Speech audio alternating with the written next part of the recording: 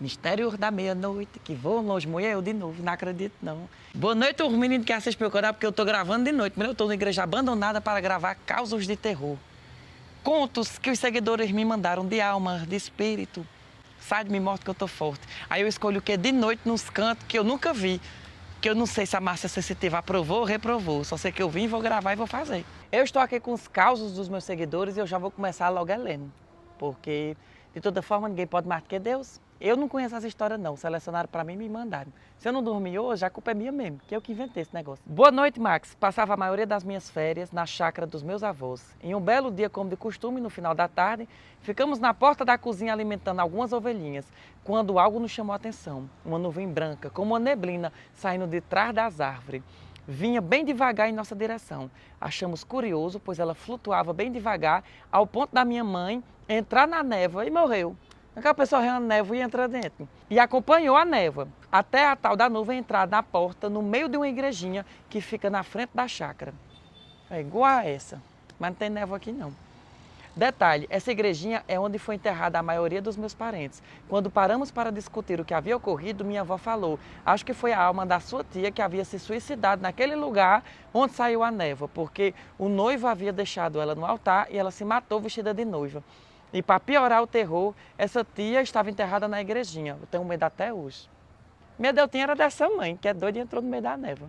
Essa aqui não dá me dando tanto medo não, vamos para a próxima. Max, eu moro numa casa mal assombrada. E a minha história com ela começa antes de eu morar aqui. Se tu já sabia que a casa era mal assombrada, já começa por que tu foi morar lá. Minha avó morou nessa casa antes da gente viver aqui. E ela contava várias situações. Luzes vagando pela casa, puxão nos lençol à noite, vulto e portas que quase fecham, que se fecham sozinha. Depois que a minha avó se mudou, outra família veio morar aqui, mas não aguentou nem 2 meses e saíram. Como a gente está acostumado com essas coisas, aproveitamos que o valor do aluguel era baixo e viemos para cá. Nos primeiros dias, a minha mãe foi trancada no banheiro, ela viu o ferrolho virando sozinho, é o poltergeist. E o companheiro da minha mãe gosta de dormir de rede, e na sala onde ele estava, onde ele queria dormir, é impossível. Ele conta que balançar uma rede é muito bom. Não há uma balançando tua rede, mulher. Eu morro de pedir pro povo vivo, ninguém quer balançar minha rede. Não, mulher. Depois eu tô deitado na rede, minha... Não venha não. Ele conta que a rede balançava sozinha e tinha uma luz que ficava de um lado pro outro comigo. Também já aconteceram algumas coisas. Uma vez, quando estava sozinho, vi uma mulher passando pelo corredor. Era um dia em que a casa estava toda clara e eu vi claramente uma mulher de vestido entrando no quarto da minha mãe. Eu fui olhar para trás e em todos os cômodos e não tinha nada. Eu que não olho para trás. Menina, eu tô gravando esse vídeo, chega meu pescoço tá duro. Porque pode até ter gente aqui, mas atrás de mim só Deus, que eu não olho para trás agora mais. Eu contando essas histórias, olho nada. Eu já tô tanto mais arrepiada. Fui atrás só para tirar a dúvida, já que a casa estava com todas as portas trancadas. E essa semana, quando me levantei à noite para ir ao banheiro, ouvi passos me acompanhando. Quando acendi a lanterna do celular, não tinha nada, mas os passos continuaram me acompanhando. Essa é só uma das coisas que aconteceram aqui, mas nós já estamos acostumados, já que toda casa que moramos é assim. Não é por quem atrai a alma, nem as casas, não, é tu. Tu tem que mandar te benzer. Eu até gosto de brincar com a minha mãe, dizendo que o problema não está na casa, e sim na gente. Já falaram que a mãe é médio e que devia trabalhar isso, mas ela é católica fervorosa e não aceita. Inclusive, tem uma história onde o meu padrasto e eu vimos ela em lugares diferentes e ela não estava em nenhum deles. Ou ela estava mentindo, ou era ela sonâmbula, ou ela era médium mesmo. Aí fica aí. Outra história. Minha mãe sempre foi muito estressada, minha irmã. Mas nessa época ela estava manifestada. O que diabo é manifestada? Deveriam ter pelo menos uns 17 a 18 anos. E todo mundo a evitava pelos gritos e a agressividade. Lembro que em uma briga que ela teve com um ex-namorado, jogou uma caixa de madeira lotada de esmalte nas costas do menino. Pois numa tarde, fui no quarto dela pegar algo e vi uma mulher vestida de branco de cetim, com cabelo louro, água de salsicha pendurada na janela dela, do lado de dentro, olhando para mim com raiva. Avisei para minha mãe e, como minha família sempre foi muito estudiosa do espiritismo, começamos a orar por essa alma que precisava de ajuda. Dias depois, estava sentada na mesa comendo e vi essa mulher sentada na minha frente, mas com ar de serenidade. Depois disso, minha irmã se acalmou e a moça nunca mais voltou. Ave Maria, vou ler outra história. Uma noite fui recolher uma roupa no varal e estava de costas para a janela da cozinha. De repente, ouvi uma voz sussurrar: vai dormir!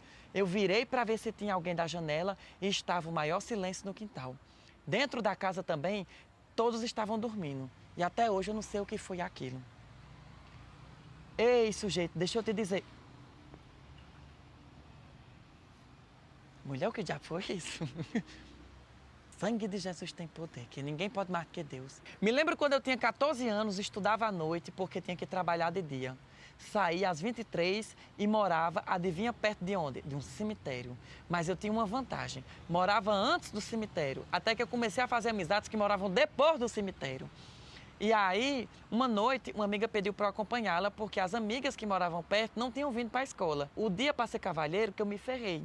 Eu fui, na hora de voltar, o maior cagaço, mas já é o trem voltando. Quando eu quero pegar esse trem, ele nunca vem. Aí quando é para eu contar essa história, ele fica indo e vindo, indo e vindo, indo e vindo. Pô, vou esperar ele passar. Mulher, o trem passou e era eu passando e a lua. Olha lá a lua, filmei a lua para tu ver, vou botar as imagens aí. Menino, uma lua dessa, eu contando essas histórias. Outra igreja mesmo ali. Só Jesus. Ave Maria. Sim. Aí o menino foi ser cavalheiro, que foi deixar outra menina lá. Foi deixar no maior cagaço, mas cheguei bem em casa, até o portão. E eu tinha um gatinho que sempre me esperava depois da escola. Naquele dia ele me viu e saiu correndo, o que eu já achei estranho. E gato vê alma. Se um gato estiver olhando para um canto, ou é de comer, ou é um rato, ou é uma alma. Mas alguma coisa é. Naquele dia, ele me viu e saiu correndo, achei estranho, mas tudo bem. Segui o corredor até chegar na porta de casa. O infame do gato estava lá e me assustou com um miado horroroso. Você acabou se espantando com o grito do gato. Foi, do gato, que o gato começou... Abri a porta, correndo e deixei ele para fora. Só para constar, essa casa era pequena e a gente era bem pobrezinho.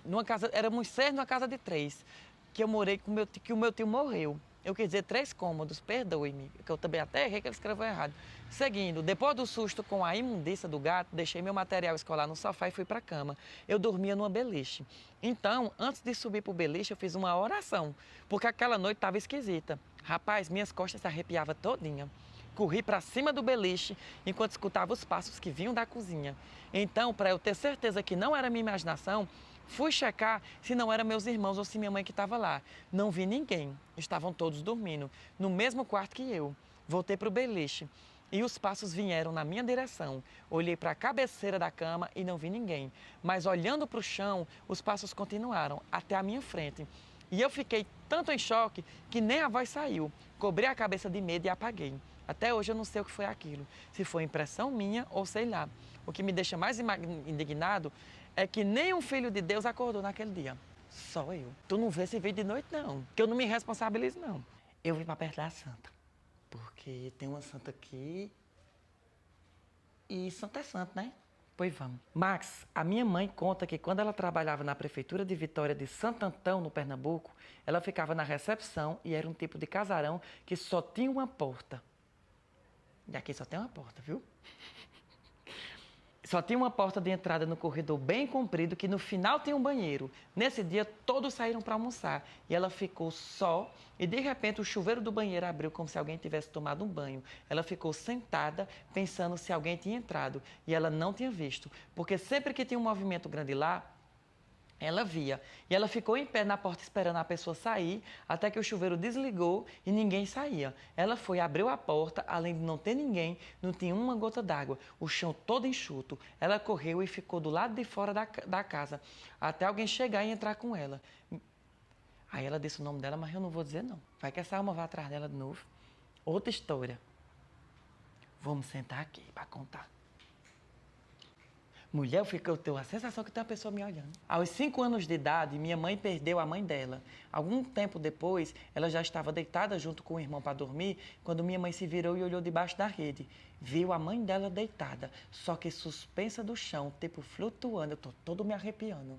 Sem brincadeira. Minha mãe ficou bem assustada, mas por ser mãe dela, não sentiu muito medo. De uma outra vez, viu novamente, só que em pé, olhando para ela e o meu tio.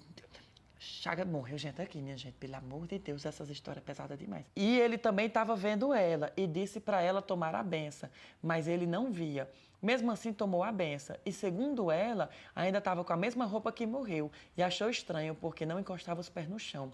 sempre suspensa, e quando foi embora, não virou as costas, foi se afastando sempre de frente para eles. Resumo da história.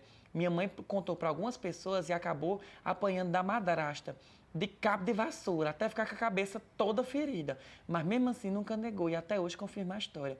Isso aconteceu no interior da cidade de Bela Cruz, no Ceará. Ainda tem mais história. Vocês querem que eu conte, mas eu vou contar. Oi, Max. Minha história aconteceu em um retiro espiritual da igreja, quando eu ainda era criança. O retiro aconteceu em uma cidade no interior do Rio Grande do Norte. Como era uma coisa bem simples, ficamos locados em uma escola, já que era o ponto de férias. Tudo aconteceu numa noite tranquila. Tinha chovido e todos os membros do retiro estavam assistindo um filme em uma das salas. Como eu estava sentindo muito frio, eu decidi pegar um lençol para me enrolar. Só que a minha mala estava guardada em uma sala localizada em outro corredor. Saí, então, da sala onde estava rolando o filme e segui minha jornada. Saí então do primeiro corredor e me deparei com a parte externa da escola.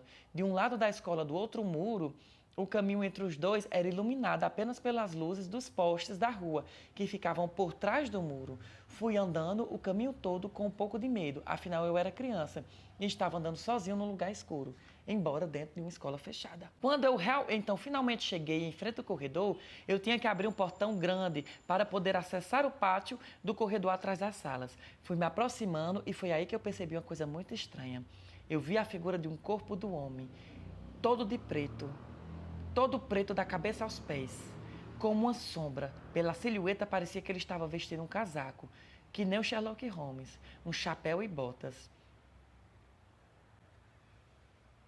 Eu fiquei em choque, sem conseguir me mexer por um segundo. Foi então que a figura deu 2 passos e eu vi claramente aquelas botas se mexendo. Eu me arrepiei da cabeça aos pés e saí correndo de volta para onde todo mundo estava. Mas no caminho, eu acabei escorregando numa poça d'água e ralei o joelho. Pense no medo medonho, corri com tanta vontade que até hoje eu não entendo o que foi aquilo. Nunca mais consegui esquecer. Final da história, continuei com frio. Não, final da história eu não quero saber não, mas eu queria saber as almas. Meu pai conta que quando eu era jovem, eu morava no sítio, precisamente no sítio Tacari, próximo a Palmeirinha. Eu tô ficando fraco, mas é de fome, mulher, porque eu não jantei. Não pode ser uma alma um negócio desse. Tu vai pra lá, que eu tô gravando vídeo pro YouTube. Sim. Ele ainda rapagote costumava ir nos forrós que aconteciam na vizinhança e onde morava. Certo dia ele foi para um desses forrós, no final da tarde de um sábado de bicicleta, altas horas da madrugada, ele resolveu pegar sua bike e voltar para casa, pois tinha hora para chegar em casa. No caminho que dava acesso à casa dele, haviam 2 casinhas e um curral. Naquela madrugada, como era de costume, lá vai ele passando pelas casinhas do curral, quando ele viu uma certa agitação do gado e que se encontrava no curral. Aquilo chamou a atenção e ele resolveu parar para ver o que agitava tantos animais. Foi aí que ele viu que tinha uma mulher dentro do curral e ele, inocente, resolveu falar com a criatura. O que a senhora quer aí dentro, uma hora dessa? E quando a mulher virou-se em direção a ele, ele percebeu que o rosto dela era azul celeste e ela brilhava imensamente. Continuando, a mulher sorria e o riso ia aumentando o volume. Meu Deus, eu estou com medo. E que é capaz de ser uma santa, né? Nem uma alma. Era como se o volume da risada dela fosse de 5 a 10 em segundos. E ela começou a gargalhar em cima dele. E ela falava que sentia as gotas da baba caindo da boca dela em cima dele. Que ele dizia, né? Foi aí que ele se desesperou e resolveu sair correndo mesmo, deixando a bicicleta para trás. Chegou em casa e contou os pais. Deixa eu me benzer. Que você tinha vontade de me benzer, mulher, no meio do vídeo. Sim. Chegou em casa, ele contou aos pais que tinha acontecido. E meu avô logo disse, ele viu a doida que se afogou no açude. A moça tinha se matado, se jogando no açude. Quando a encontraram, ela estava com o rosto desfigurado, pois os peixes tinham comido sua face. Meu pai nunca mais foi pro forró, pois tinha medo de ver a moça do rosto novamente. Mulher, me abençoe, pelo amor de Deus. Porque esses vídeos acabam e eu já estou todo me tremendo de medo. E essa casa é uma casa abandonada, que a Arlete, que é a produtora desses vídeos, achou. Nem energia tem aqui, entendeu? E agora nós vamos ter que apagar a luz, Arlete, para terminar o vídeo. Que quando nós apagar a luz, vai ficar tudo escuro. E a dona daqui também é bem velhinha. Se ela aparecer de supetão, eu vou pensar que é uma alma, eu vou cair para trás. Viu? Porra, o vídeo de hoje era isso. Eu espero que vocês tenham gostado. Eu não gosto, mas dá engajamento. Eu estou precisando de engajamento. Fazia tempo que eu não botava vídeo aqui. E eu vou fazer mais. Por um cheiro, até o próximo. Não vou nem soltar uma vaia. Que é para deixar a calmaria no lugar. Porque ninguém pode mais do que Deus, ninguém pode mais do que Deus. Amém.